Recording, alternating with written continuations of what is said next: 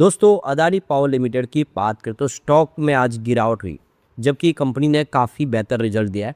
तो आखिर कमी कहाँ पे रह गई है? इस रिजल्ट को अच्छे से समझेंगे, इसकी बारीकियों को समझेंगे, कहाँ पे कंपनी ने अचीव किया और कहाँ पे कमज़ोर रह गई है कंपनी। इसके कुछ अलावा बहुत सारे फैसले अदानी पावर की तरफ से हुए, कुछ बड़े अचीवमेंट हुए और यहाँ पे देख सकते हो कि अदानी पावर ऑलरेडी पहले बहुत ज़्यादा दौड़ चुका है और इसीलिए अब यहाँ पे थोड़ा दबाव में बाज़ार का भी साथ नहीं मिला। आज बाज़ार में गिरावट थी, ऐसे में अदानी पावर का शेयर भी नीचे आ गया। इसका पोर्टफोलियो मजबूत बढ़ रहा है। आप देखें, जेपी पावर जैसे एक पुरानी खिलाड़ी भी अब अदानी पावर का हिस्सा बन चुकी है। ऐसे में क्या है आगे की रणनीति, समझने की कोशिश करेंगे इस वीडियो के माध्यम से और पिछले 2 साल के रिजल्ट को अच्छे से समझेंगे कि रिवेन्यू और प्रॉफिट में कहाँ पे कमी रही है और कहाँ पे कंपनी ने अच्छा किया।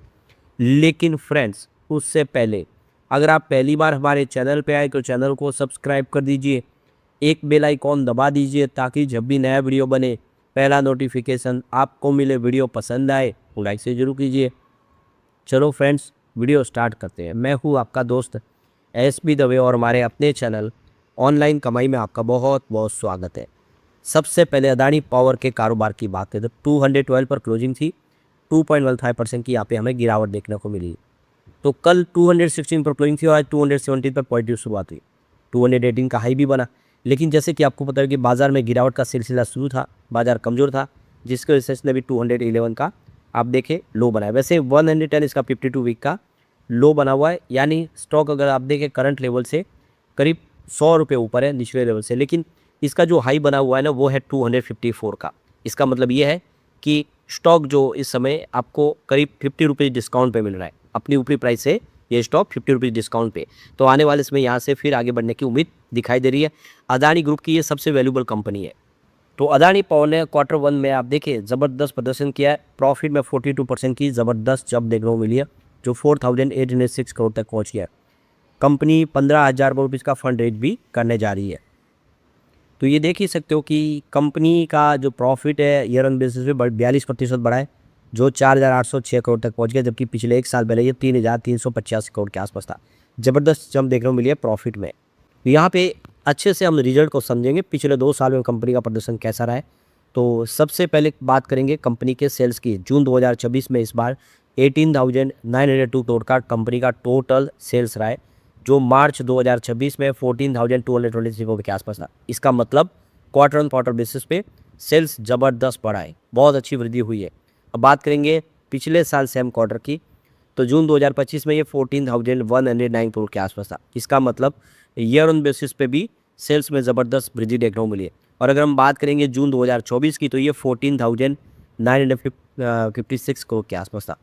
तो जून 2024 के मुकाबले भी इस बार आंकड़ा काफ़ी उत्साहवर्धक है। अगर आप मोटा मोटी देखेंगे तो इसका जो सेल्स लगभग 14,000 करोड़ के आसपास ही चल रहा था पिछले कई क्वार्टर से, इस बार ये 18,000 करोड़ तक पहुंचा है। तो पिछले 2 साल में ये आंकड़ा पहली बार देखने को मिला। इसका मतलब कंपनी का बिजनेस बहुत तेज़ी से ग्रो कर रहा है।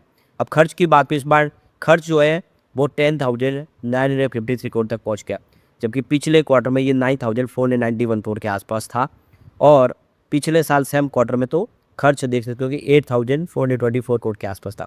इसका मतलब जैसे बिजनेस बढ़ा उसी हिसाब से खर्च में भी ज़बरदस्त वृद्धि देखने को मिली है। जून 2024 में अगर देखें तो ये 8,761 करोड़ के आसपास था।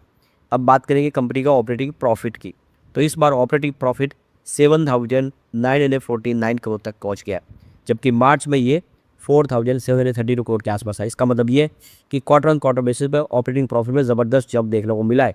और जून 2025 की बात है पिछले साल की, तो ये 5,685 करोड़ के आसपास था। इसका मतलब ईयर ऑन बेसिस पे भी ज़बरदस्त जंप देखने को मिली है। और अगर हम बात करें जून 2024 की, तो ये 6,194 करोड़ के आसपास था। इसका मतलब ये कि 24 के मुकाबले 25 कमज़ोर था, लेकिन 26 में सारी भरपाई हो गई है और ऑपरेटिंग प्रॉफिट ज़बरदस्त बढ़ा है। आप ये आंकड़ों से समझ सकते हो, ऑपरेटिंग प्रॉफिट मार्जिन 42% तक पहुँच गया है, जो पिछले क्वार्टर में 33% था और जून 2025 में 40% था। यहाँ तक कि जून 2024 में ये 41% के आसपास था। तो ये ऑपरेटिंग प्रॉफिट मार्जिन पहली बार 42% को क्रॉस किया है, जो इस पूरे आप देखेंगे अगर लगातार पिछले 8-10 क्वार्टर से, तो ये बेहतर इस समय दिखाई देगा आंकड़ा।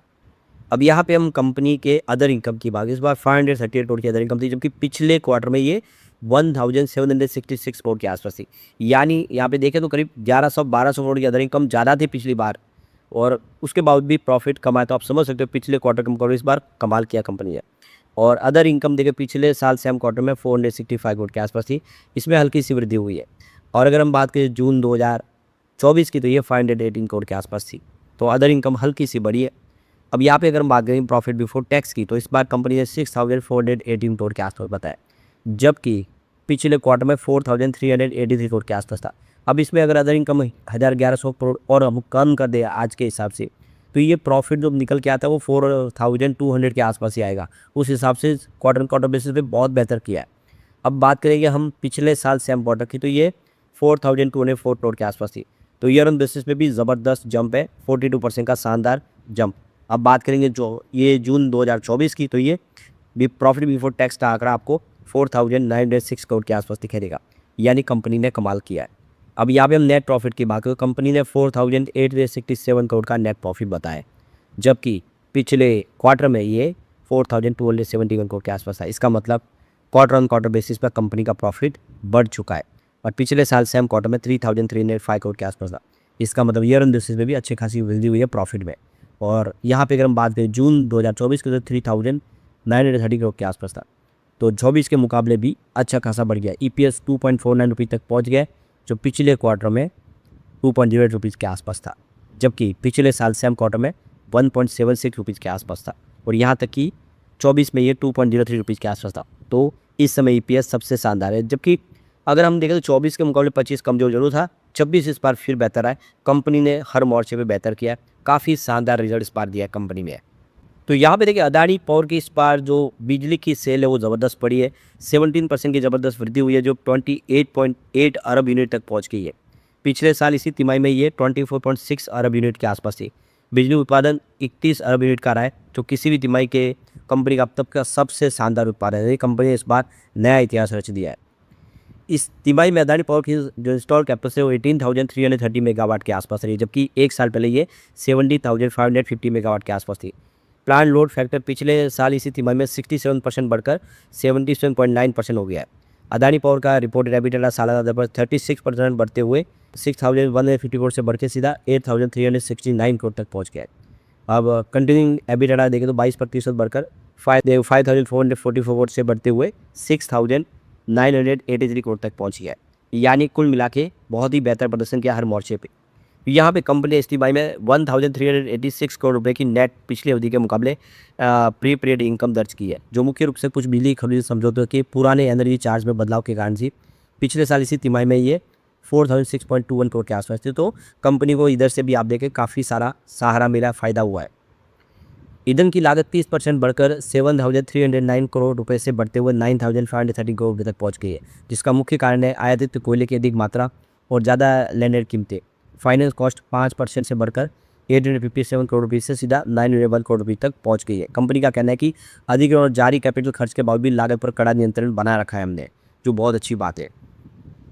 तो क्वार्टर 1 2027 के दौरान बिजली खरीद समझौते में बिजली ने बिक्री 30% की वृद्धि के साथ 24.5 अरब यूनिट तक पहुंच गई है। PPS के तहत टैरिफ वसूली 8% सुधरकर 5.95 प्रति किलोवाट हो गई। यानी कुल मिला के हर मोर्चे पे कंपनी ने बहुत ही बेहतर प्रदर्शन किया, कहीं पे कोई कमी दिखाई नहीं दे रही है इस समय। अगर हम शेयर होल्डिंग पैटर्न की बात करते हैं, यहाँ पे आपको FI की होल्डिंग बढ़ती हुई दिखाई देगी, 11.76% पर पहुँच गई है। यहाँ पे DI का निवेश भी 4.07% पहुँचा, जो इस समय पिछले 2 क्वार्टर के मुकाबले बेहतर है। म्यूचुअल फंड ने भी अपनी होल्डिंग बढ़ाई है 3.92%, जो इस समय लगातार बेहतर है। कम हुआ है सिर्फ जनरल पब्लिक का होल्डिंग। इससे समझ में आ रहा है कि अदानी पावर बेहतर है और आने वाले समय ये कमाल कर सकते। लेकिन फ्रेंड्स, कोई भी इन्वेस्टमेंट करने से पहले अपने फाइनेंशियल एडवाइजर से एडवाइस ले ले या अपना खुद का रिसर्च करें, क्योंकि मैंने वीडियो आपके एजुकेशनल पर्पज़ के लिए ही बनाया। वीडियो पसंद आए तो लाइक से जरूर कीजिए और चैनल को सब्सक्राइब कर दीजिए। Thank you friends.